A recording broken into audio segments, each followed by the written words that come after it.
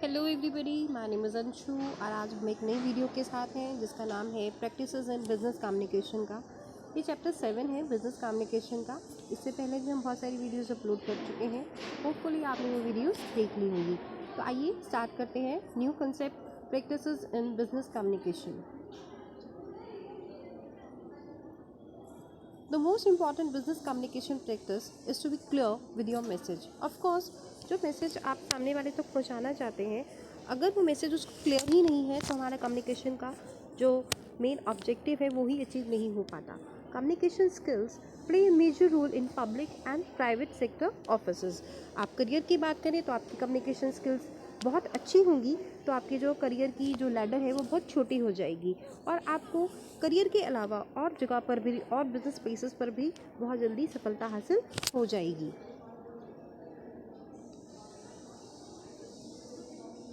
आइए समझते हैं कि ऐसी कौन कौन सी टेक्निक्स हैं जिनको हमको फॉलो कर हम अपनी कम्युनिकेशन स्किल्स को इन्हांस कर सकते हैं।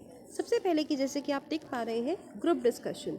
Group discussion is a type of discussion that involves people sharing ideas और एक्टिविटीज़। ग्रुप डिस्कशन एक ऐसी एक्टिविटी है जिसके अंदर कुछ व्यक्ति 7 से 8, ये जो 7 से 8 है स्पेसिफिक नहीं है, कई ऑर्गेनाइजेशन में 10 भी हो सकता है। जनरली 8 से 10 के बीच में लोग एक बेसिक आइडिया को डिस्कस करते हैं, अपने अपने विचारधारा उसके ऊपर प्रस्तुत करते हैं। People in the group discussions are connected with some basic idea. Now, group discussion it involves two words, group and discussion. तो सबसे पहले ग्रुप समझते हैं क्या होता है। Group refers to an organization of 2 or more people having common goal and together with the aim of discussing that goal. Group क्या होता है जहाँ पर 2 या 2 से अधिक व्यक्ति किसी कॉमन गोल के लिए इकट्ठे होते हैं और उसके बारे में कुछ मंत्रणा करते हैं, कुछ डिस्कशंस करते हैं। अगर ग्रुप्स की बात करें तो इनको हमने 4 कैटेगरीज में डिवाइड किया है। पहली कैटेगरी है फॉर्मल ग्रुप। फॉर्मल ग्रुप वो ग्रुप होता है जो किसी कॉमन पर्पस के लिए, किसी कॉमन टास्क के लिए बनाया जाता है, जैसे कि कमेटीज़ का गठन कर दिया जाता है। This groups are created as per a plan, इनको बोलते हैं फॉर्मल ग्रुप। दूसरा ग्रुप आप देख पा रहे होंगे that is informal group. Informal group वो ग्रुप होता है, वो इसलिए बन जाता है क्योंकि हम उसके साथ सेम इंटरेस्ट शेयर करते हैं, हमारा एज सेम है, हमारा जेंडर सेम है, हम सेम कम्युनिटी को बिलोंग करते हैं, हम सेम प्लेस को बिलोंग करते हैं, हम सेम डिपार्टमेंट में। इसकी वजह से कुछ कॉमन करेक्टरिस्टिक्स की वजह से हमारा इनफॉर्मल ग्रुप क्रिएट हो जाता है। These group seeks to satisfy the needs of the members. अगला है प्राइमरी ग्रुप। प्राइमरी ग्रुप वो ग्रुप होता है जिसके अंदर मेंबर्स का फ्रीक्वेंट पर्सनल कंट्रैक्ट होता है और वो किसी कॉमन टास्क की वजह से आपस में जुड़े रहते हैं। I repeat, primary group are those group in which members have frequent personal contact and are working in common tasks. Example के तौर पे जैसे कि वर्क ग्रुप है, एक फैमिली है या कोई स्मॉल सोशल ग्रुप है जिसके अंदर जो लोगों की संख्या है वो कम है और वो एक दूसरे की वैल्यूज़ और एटीट्यूड की वजह से प्रभावित होते हैं। अगला ग्रुप है वो है secondary group. Secondary group generally large in number होता है, यानी यहाँ पे लोगों की संख्या ज़्यादा होती है और चूँकि बहुत ज़्यादा लोग होते हैं तो यहाँ पर बहुत जल्दी फ्रीक्वेंट यानी पर्सनल कंट्रैक्ट नहीं हो पाता। फॉर एग्जांपल कोई कंपनी है या कोई प्रोफेशनल एसोसिएशन है जहाँ पे बहुत ज़्यादा लोग हैं, उसको बोलेंगे secondary group. Next is features of group discussion. पहला है group activity carried out by participating individuals. जैसे कि बोला है, एक टॉपिक दे दिया जाता है और कुछ लोग उसके ऊपर डिस्कशन करते हैं। ये लोग वैरी कर सकते हैं, कहीं ऊपर 8 होते हैं, कहीं ऊपर 12 होते हैं, कहीं ऊपर 10 होते हैं। नेक्स्ट है it is an exchange of ideas among the individuals of a group on a specific topic. एक टॉपिक दिया जाता है, उसी के ऊपर डिस्कशन की जाती है। फॉर एग्जाम्पल टॉपिक कोई भी हो सकता है, कोई करंट टॉपिक हो सकता है, पॉलिटिकल टॉपिक हो सकता है, जिसके ऊपर आपस में सभी लोग कुछ फेवर में बात करते हैं, कुछ उसके अगेंस्ट बात करते हैं। Next है it is used as reliable testing device mainly as a tool to access a group at one go in order to select the best in comparative perspective. Specially जब हम किसी जॉब के लिए जाते हैं तो उसमें ग्रुप डिस्कशन की एक्टिविटी होती है। एक टेस्टिंग डिवाइस के रूप में इसको ज़्यादातर ऑर्गेनाइजेशंस अपनाती हैं, जहाँ पर बहुत सारे लोगों को एक टॉपिक दिया जाता है और वो उसको डिस्कस करने के लिए बोला जाता है। तो इससे एक कंपैरेटिव एनालिसिस किया जा सकता है कि कौन सा व्यक्ति उस टॉपिक के बारे में ज़्यादा अच्छे से नॉलेज रखता है, कितने अच्छे से वो अपने विचार प्रकट कर सकता है। तो इन तमाम जो लीडरशिप क्वालिटीज़ होती हैं, जो और पर्सनल ट्रेट्स होते हैं, वो ग्रुप डिस्कशन के माध्यम से परखे जा सकते हैं। Group discussion is an informal discussion. ये इनफॉर्मल होती है क्योंकि पहले से ही यहाँ पर एक चेयरपर्सन होता है, रिकॉर्डर होता है, टॉपिक क्या है, टॉपिक पे कितने देर में कितने व्यक्ति बात करेंगे, क्या उनका टाइम ड्यूरेशन होगा, ये सारी चीज़ें पहले से ही बता दी जाती है। तो जनरली जो टॉपिक होता है वो फॉर्मल डिस्कशन के रूप में माना जाता है। Its aim is to find out the natural leadership levels of the candidate. Of course group के अंदर हमेशा एक या दो ऐसे व्यक्ति उभर कर निकलते हैं जो कि लीडरशिप ट्रेट्स रखते हैं, यानी कि वो पूरे ग्रुप को अपने साथ चलाने की क्षमता रखते हैं, प्रतिभा रखते हैं। तो जो पर्सनल ट्रेट्स होते हैं लाइक लीडरशिप क्वालिटी, उनको आसानी से ग्रुप डिस्कशन के माध्यम से परखा जा सकता है। नेक्स्ट है what is the purpose of group discussion. Group discussion किया ही क्यों जाता है? पहला है it is conducted to access the communication skills. Of course आज के डेट में जब कम्युनिकेशन इतना इम्पॉर्टेंट है तो वहाँ पर कम्युनिकेशन स्किल्स कैसी हैं, वो क्या ठीक से अपनी बात सामने वाले तक रख पाता है, ये हम ग्रुप डिस्कशन के माध्यम से जान सकते हैं। दूसरा होता है लीडरशिप स्किल्स। ऑफकोर्स एक ऑर्गेनाइजेशन में लीडर्स की बहुत ज़्यादा आवश्यकता होती है जो बाकी सब लोगों को अपने साथ लेकर चल सके, उनकी बातों को समझ सके और उनसे अपना काम करवा सके। तो लीडरशिप क्वालिटीज़ को समझने के लिए ग्रुप डिस्कशन जो है वो बहुत कारगर सिद्ध होती है। अगला है rational thought process. Of course group discussion के माध्यम से जो लॉजिकल रीजनिंग है कि क्या कोई व्यक्ति किसी प्रॉब्लम को कैसे सॉल्व कर सकता है, उसके उस टॉपिक के बारे में क्या विचारधारा है, वो कितना अवेयर रहता है, इन सब चीज़ों के बारे में पता चल जाता है। यानी उसकी जो इंटेलिजेंस लेवल है उसको भी हम काफ़ी हद तक परख सकते हैं। अगला है analytical and rational behaviour.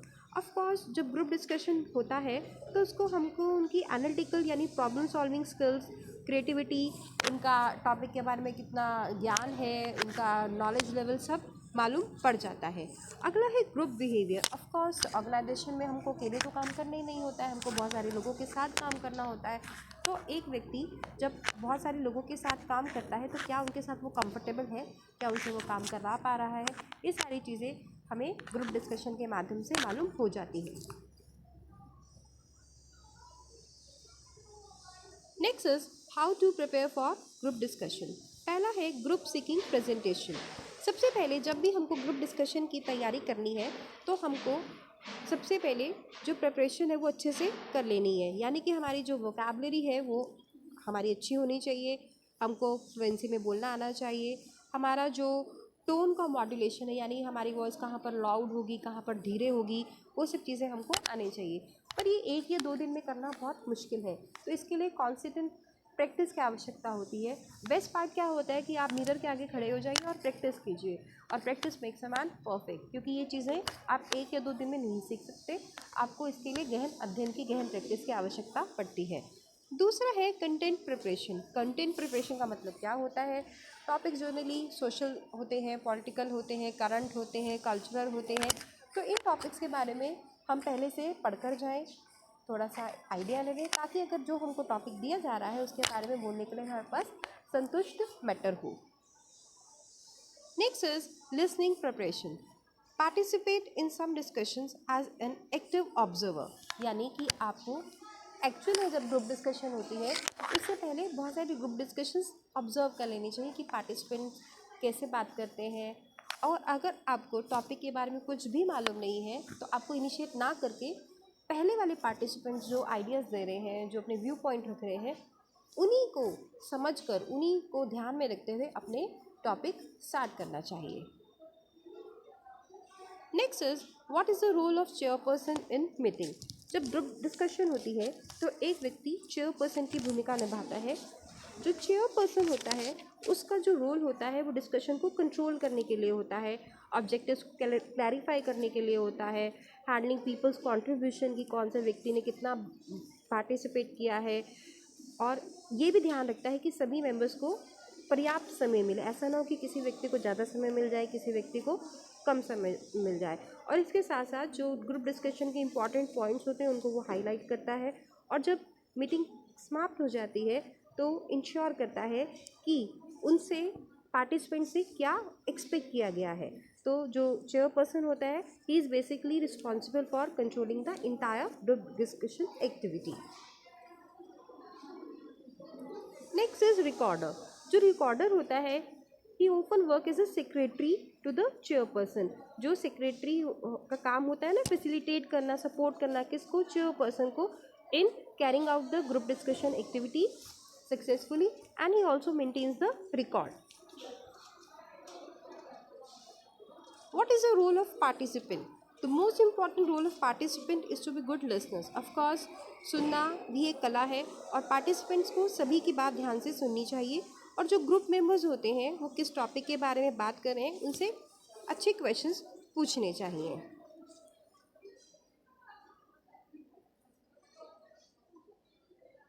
Pre request of successful group discussion, यानी जब आप ग्रुप डिस्कशन कर रहे हैं तो ऐसी कौन कौन सी एक्टिविटीज़ हैं जो आपके ग्रुप डिस्कशन में आपको ध्यान में रखनी है, किन इंपॉर्टेंट पॉइंट्स को आपको ध्यान में रखना है। पहला है प्रोग्रेस। देखिए किसी भी डिस्कशन का जो मेन एम होता है कि वो जो इतने सारे आइडियाज़ हैं वो जनरेट हो जाएं, क्योंकि हर एक का अपना व्यू पॉइंट होता है, डिफरेंट इंटरेस्ट होते हैं, डिफरेंट स्किल्स होती हैं। तो जब सभी लोग एकत्रित होते हैं, अपने अपनी व्यू पॉइंट्स देते हैं, तो हमारे पास वैरायटी ऑफ आइडियाज़ हो जाते हैं, इनोवेटिव आइडियाज़ वहाँ से मिल जाते हैं। Next is achievement of objective. जब एक ग्रुप डिस्कशन की जाती है तो क्या ऑब्जेक्टिव है हमारे डिस्कशन का, पहले ही पार्टिसिपेंट्स को बता देना चाहिए ताकि वो सभी उसी पर कार्य करें। अगला है एप्रोप्रिएट इवैल्यूएशन। हमारी क्लाइमेट इस प्रकार से बनाना चाहिए ग्रुप डिस्कशन के दौरान कि जो आइडियाज़ वो ध्यान से सुने जा सकें, और एक पॉजिटिव क्रिटिसिज्म होनी चाहिए। फिश मार्केट नहीं क्रिएट करनी है, पॉजिटिव क्रिटिसिज्म, ताकि कंस्ट्रक्टिव आइडियाज़, इनोवेटिव आइडियाज़ सामने आए। नेक्स्ट है पेशेंस, वेरी इंपॉर्टेंट। देखिए किसी को सुनने के लिए बहुत ज़्यादा पेशेंस की आवश्यकता होती है, तो ग्रुप डिस्कशन करते हुए सभी मेंबर्स को पेशेंस से ही एक दूसरे को सुनना चाहिए ताकि सभी को समान समय मिले अपने व्यू पॉइंट देने का। अगला है ब्रीविटी। ब्रीविटी का मतलब होता है संक्षिप्त में।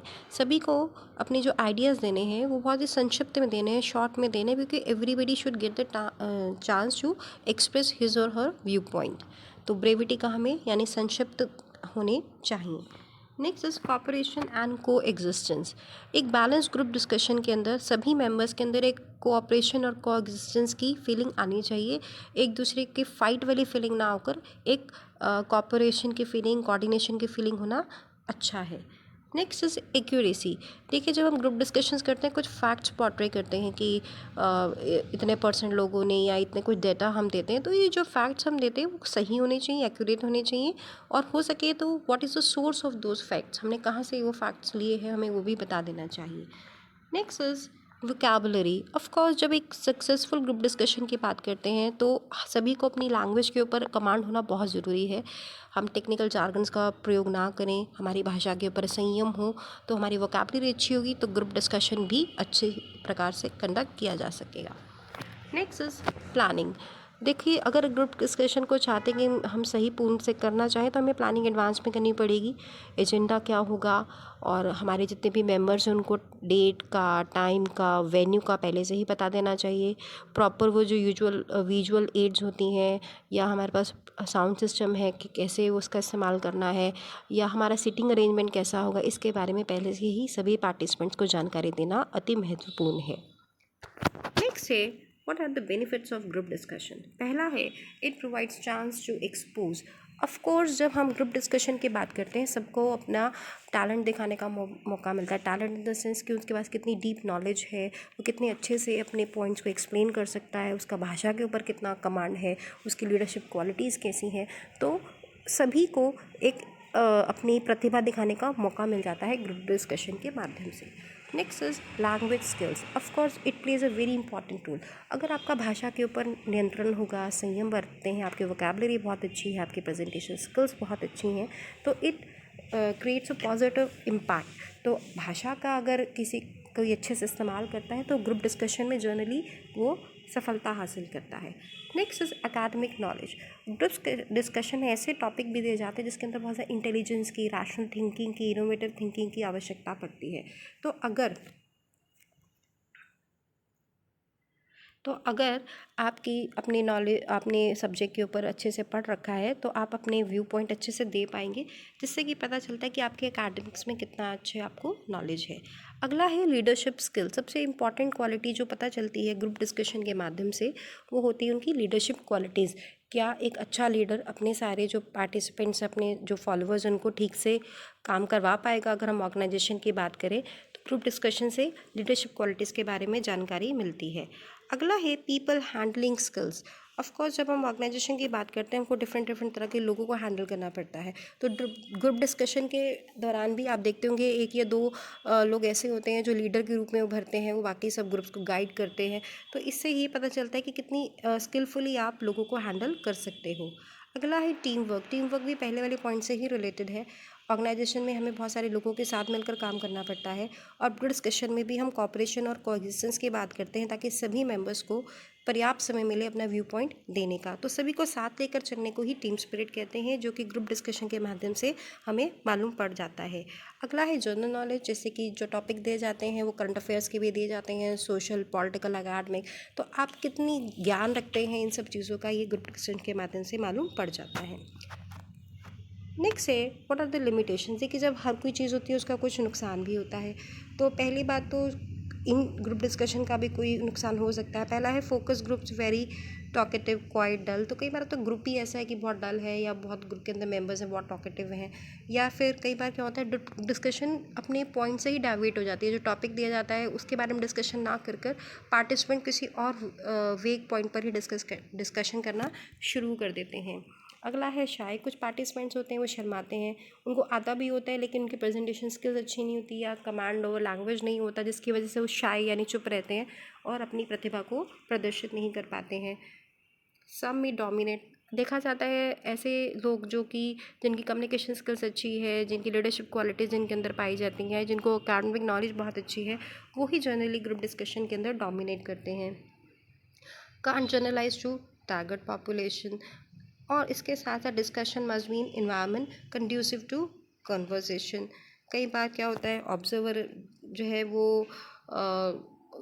मैनिपुलेट कर सकता है, वो पार्शियल हो सकता है, किसी को ज़्यादा पॉइंट दे सकता है, किसी को कम पॉइंट दे सकता है। आखिरकार है तो वो भी ह्यूमन बीइंग, तो वहाँ पे पार्शियलिटी की संभावना हो सकती है।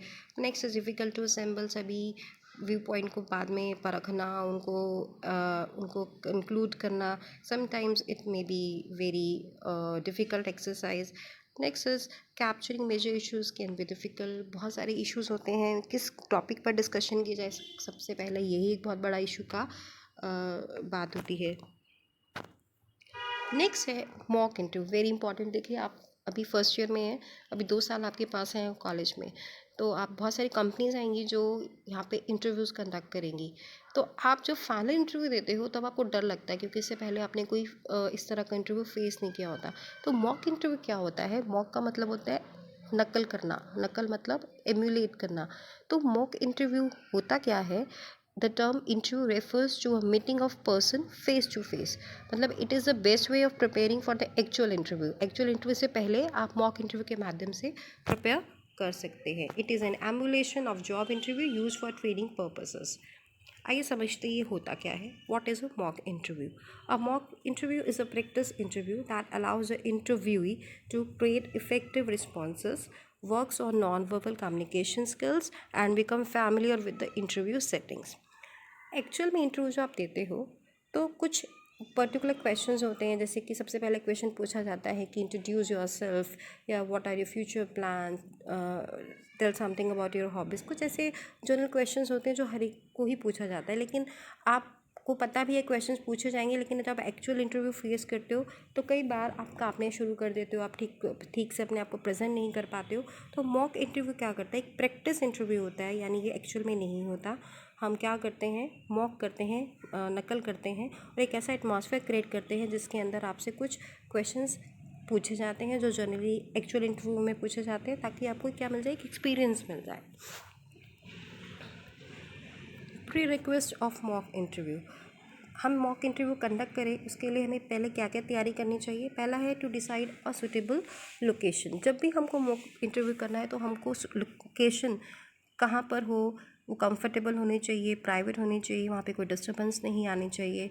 अगर वहाँ पे कोई टेलीफोन है तो वो टेलीफोन हमको कहना चाहिए, मोबाइल है तो कि उसको स्विच ऑफ कर दीजिए। और रूम के बाहर क्या लगना चाहिए, वहाँ पे डू नॉट डिस्टर्ब का बोर्ड लगा देना चाहिए।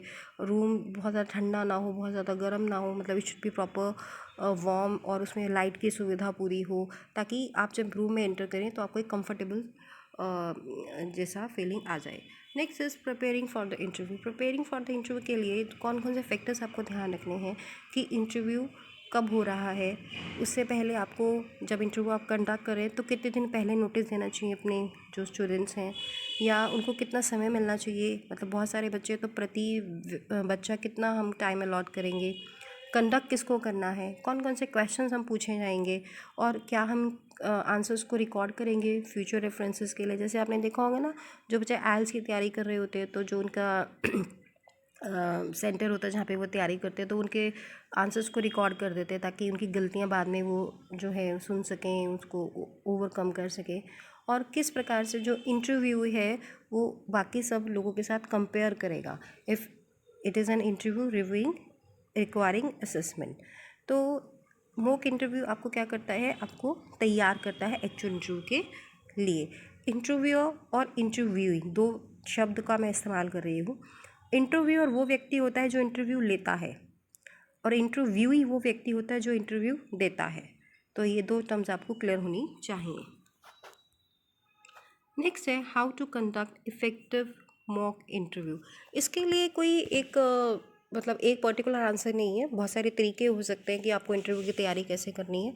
छोटा सा मैं उदाहरण देती हूँ जो आपकी बुक के अंदर दे रखा है कि आपको जो इंटरव्यू है उसको एक जॉब इंटरव्यू प्रोफाइल, जिसके अंदर उसका नाम, पता, उसकी क्वालिफ़िकेशन, उसका एक्सपीरियंस के बारे में पूरी जानकारी दी जाती है। उसके बाद वो एक रूम में आता है, जैसे हमने रूम की बात की ना, जहाँ पर इंटरव्यू और इंटरव्यूअर मिलते हैं, ग्रीट करते हैं। इंटरव्यूअर उनसे क्लोज क्वेश्चंस पूछता है। क्लोज क्वेश्चंस होते हैं जैसे येस और नो, और ओपन क्वेश्चंस होते हैं जिनके डिटेल्ड आंसर्स होते हैं, तो वो उनसे पूछता है। कुछ प्रॉबिंग क्वेश्चंस पूछता है। प्रॉबिंग क्वेश्चंस क्या होते हैं कि आपने कुछ पहले किन्हीं क्वेश्चंस का आंसर दिया तो उन्हीं से उसने कोई पॉइंट उठा के आपसे और क्वेश्चंस पूछ लिए, या कुछ सोल्यूशन रिलेटेड क्वेश्चंस पूछते हैं जिससे कि पता चल जाए कि आपको उस सब्जेक्ट के बारे में या उस पर्टिकुलर ऑर्गेनाइजेशन के बारे में कितनी नॉलेज है। कुछ लिंक क्वेश्चंस पूछते हैं। लिंक क्वेश्चंस होते हैं जो पहले वाले क्वेश्चन से कुछ रिलेटेड होते हैं। तो इस प्रकार से इंटरव्यू कंडक्ट किया जा सकता है। थर्ड स्टेप क्या हो सकता है, जिसके अंदर आप इंटरव्यूअर को ध्यान से सुनते हो और उसके क्वेश्चंस में इंटरेस्ट शो करते हो, स्माइल पास करते हो। आप भी कुछ पूछ सकते हो related to the job profile.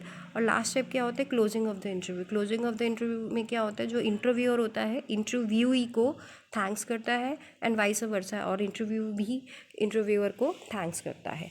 तो इसी से ये मैंने पहले बताया, इसका कोई फिक्स पैटर्न नहीं है, एक जर्नल सा मैंने आपको बता दिया किस तरह से इंटरव्यू कंडक्ट किया जा सकता है। बाकी depends on person to person, depends on organisation to organisation, वो मॉक इंटरव्यू कैसे कंडक्ट करते हैं। तो एक पर्टिकुलर स्टेप फॉलो करने की ज़रूरत नहीं है।